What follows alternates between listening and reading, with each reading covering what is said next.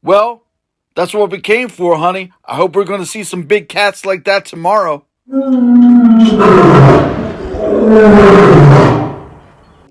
Welcome back to my animation channel. Thanks very much for joining me. In this video we're going to cover how I worked with the voiceover talent in my movie The Paint on Safari. Once again, if you have not done so already, please go ahead and subscribe to my channel. When I got to part 3 of the movie, I really needed to get more voice talent on board.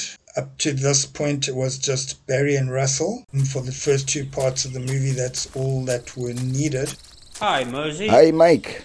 What have you brought with you today? Mosey, we have here 2 Americans, 2 Brits, 2.5 Europeans, and a painter. But in part 3, around the dinner table, all the 6 tourists in the movie, the 3 females and the 3 male voices, they all have talking roles. So for the 3 female voices, I was incredibly fortunate to land a great VO talent from California in Emily Wallace. We connected on Instagram. Emily agreed to take on the task of voicing all 3 of the female voices in the movie. An American voice. Honey, what are we gonna do? A British or English voice. Good move. We don't want riffraff like that at our table. And a European, preferably Germanic or Nordic voice. I got quite a fright when I thought he was going to join us. To say I was happy with the results is a huge understatement. Emily outdid my already very high expectations. Her recordings were done in her home studio, which she uses to do all her professional VO work, and the quality of recording is unreal. Her voice and accents are top class, and I feel I really struck gold with her. I will attach her contact details in the description here. I can really recommend Emily.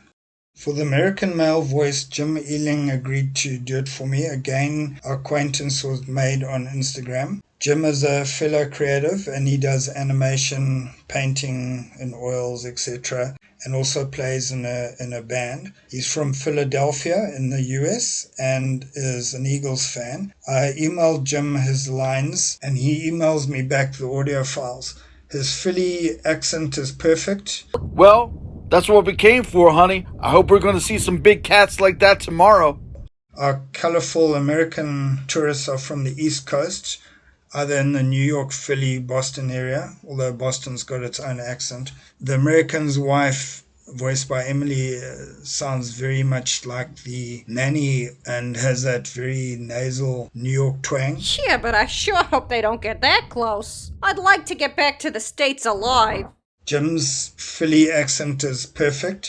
So you're the painter, are you? And what's really important is he captures the character that he's playing really well. At this stage, I need to include that apart from the lines I send these voiceover artists, I also include description of their characters and the visuals of the characters they are voicing, so they can get in character, as you might say. Also describe the tone, exclamations, etc. that each line would need, as well as a whole sample of that scene, so they can see where their lines fit in that scene. Context is everything here, because you may be working with several people all around the world or in different parts of your country, and you don't want their tones to jar with each other. So if the voices are excited because the lines arrived or some incidents happened, they probably all need to be excited, and you need to get that across to your voice talent when they're doing the recording. So context, tone is very important when working with your voice talent. Where does that come from? Oh my lord. Honey, what are we gonna do? Once again, thanks very much for joining my channel. If you haven't already subscribed, please go ahead and subscribe, and hopefully I will see you around here again soon. All the best.